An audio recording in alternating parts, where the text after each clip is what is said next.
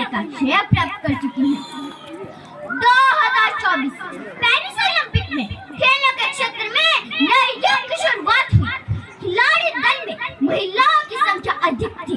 वो मनु भाकर ने इतिहास रचते हुए हमारे देश को पहला ओलंपिक मेडल दिलाकर भारत को दुनिया में नई पहचान दिलाई है।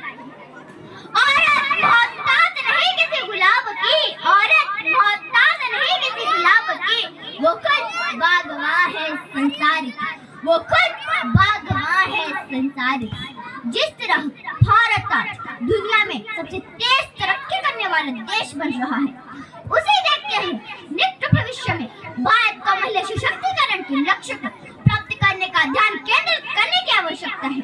महिलाओं के हित भारतीय संविधान में बहुत से कानून बने हैं, लेकिन फिर हमारे राज्य व देश के अंदर बलात्कार, दहेज देने की घटनाएं थमने का नाम ही नहीं लिया।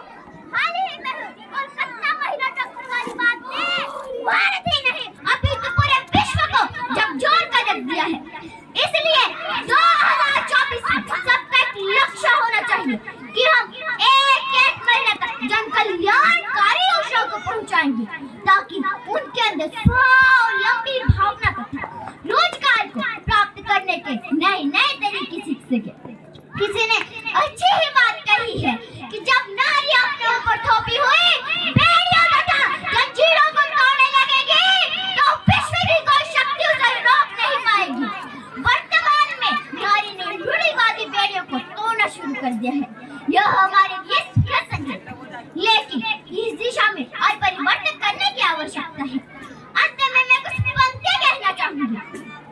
अब मुझको भी सम्मान मिले, अब मुझको भी सम्मान मिले, अब डर के बादल छट जाए, अब डर के बादल छट जाए, अब सम्मान किनारे लग जाए, अब सम्मान किनारे लग जाए।